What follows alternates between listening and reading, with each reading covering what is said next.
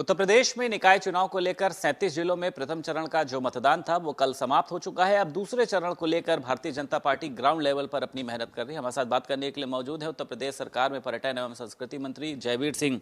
पहले चरण का मतदान हुआ, संतुष्ट है? लग रहा है कि भारतीय जनता पार्टी का जो है इस बार कमल हल सीट पर खिलने जा रहा है।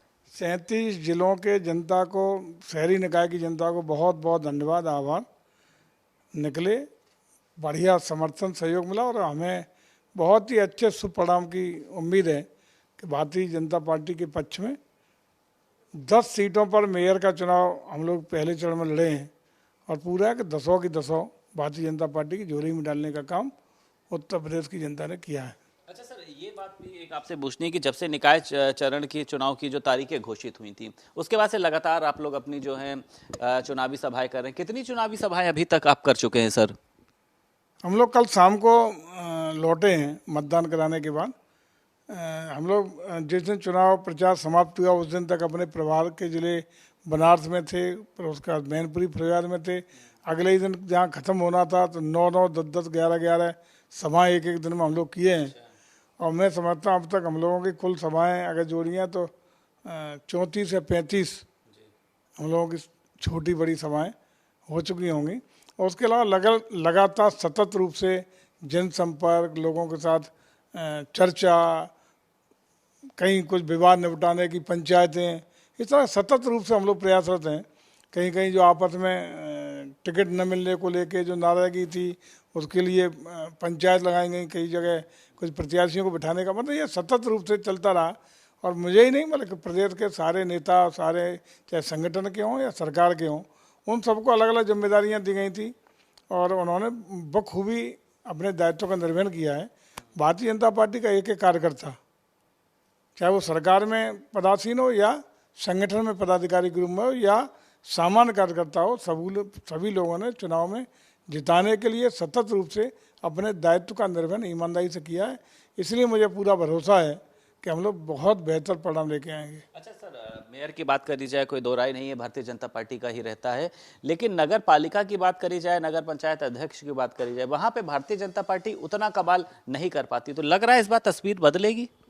देखिए, निश्चित रूप से परिणाम तो वहाँ भी अच्छे ही आएंगे बहुत, लेकिन ये आप भी जानते हो कि गाँव की प्रधानी सबसे कठिन चुनाव होता है और उसमें सबसे छोटा गाँव हो उसकी प्रधानी का सबसे कठिन होता है। इसी तरह जैसे जैसे चुनाव बड़ा होता जाएगा, लोगों के मुद्दे और स्थितियाँ परिस्थितियाँ बदलती हैं। जैसे छोटे टाउन एरिया, सबसे छोटी टाउन एरिया है, वहाँ आप जाएंगे तो प्रत्याशी का 3 पीढ़ी का, किस गोत्र का है, किस खानदान का है, तुम्हारे बाबा ने हमारे बाबा के साथ क्या व्यवहार किया, तुम्हारा कौन सा गोत्र था, स्थानीय जात, धर्म, मजहब से लेकर 3 पीढ़ी तक का इतिहास खंगालने का काम पब्लिक करती है। तो वहाँ जब परिस्थिति राजनीतिक मुद्दे गौड़ हो जाते हैं, स्थानीय मुद्दे हावी हो जाते हैं, कुछ दोनों मिला के इंटीग्रेटेड रहता है, कुछ स्थानीय, कुछ राजनीतिक, कुछ प्रदेश के, कुछ राष्ट्रीय। और जहाँ राष्ट्रीय प्रदेश के मुद्दे आ जाते हैं बड़े चुनाव में, वहाँ हम लोग पूरी तरह प्रभावी हैं। और नगर निगम है जहाँ राष्ट्रीय मुद्दे, प्रदेश के मुद्दे, विकास के मुद्दे, सरकार की नीतियाँ रीतियाँ, डबल इंजन की सरकार का लाभ, तीसरा इंजन के रूप में मेयर के रूप में कैसे पहुंचेगा, इस पर लोग गुणा भाग लगा के समझने का प्रयास करते हैं और उसी अनुसार मतदान भी करते हैं।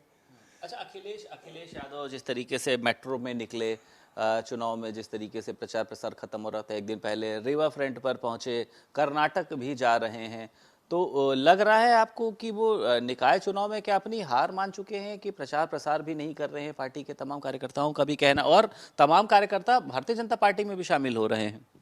देखिए, आपने जिस तरीके देखा कि जनता का रुझान भारतीय जनता पार्टी की ओर है, कोई भी चुनाव हो, इस चुनाव में भी देखने को मिला कि भले ही हम लोग बड़ा परिवार है, कुछ जगह नाराज़गी की स्थिति इसलिए आई कि 20, 22, 25 सबसे ज़्यादा दावेदार हमारे यहाँ थे। एक को टिकट मिलना था, बाकी लोगों को स्वाभाविक नाराज़गी होनी थी, लेकिन उतनी बड़ी बगावत जो संभावना थी वो नहीं हुई। कुछ बगावत हुई भी तो हम लोगों ने बैठ के चर्चा करके, वो लोग घर की तरह बगावत हुई, नाराज़गी थी, हम इतने साल से काम कर रहे हैं, लेकिन वो लोग मान गए।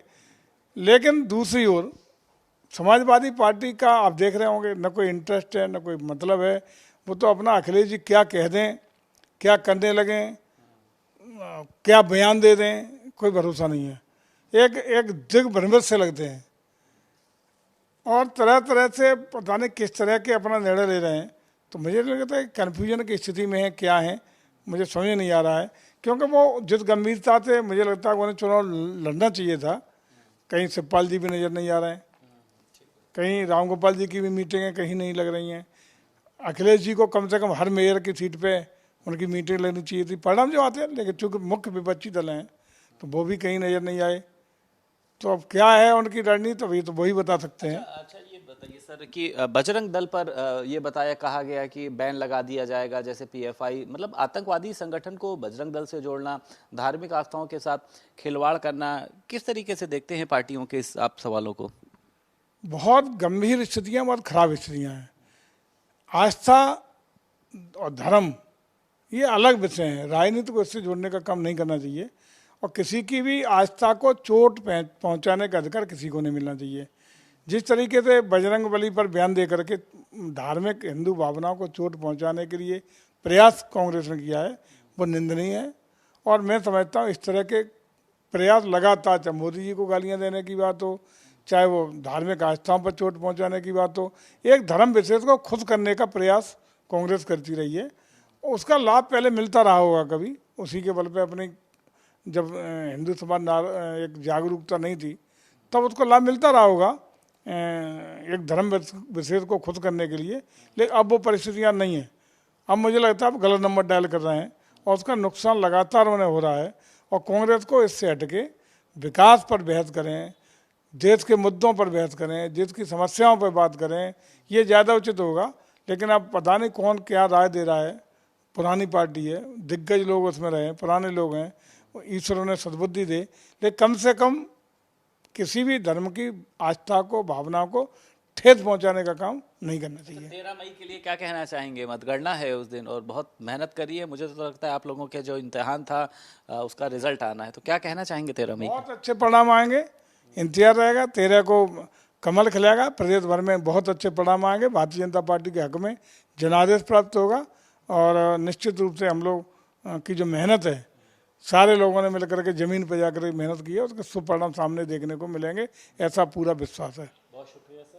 उत्तर प्रदेश सरकार में पर्यटन एवं संस्कृति मंत्री जयवीर सिंह का कहना, 13 मई को भारतीय जनता पार्टी के पक्ष में ही पूरी तरीके से हर एक सीट पर कमल खिलने जाला है और अन्य विपक्ष जो है वो पूरी तरीके से समाप्त हो चुका है। लखनऊ से वीडियो जर्नलिस्ट अमरीश के साथ संदीप खेर, भारत समाचार।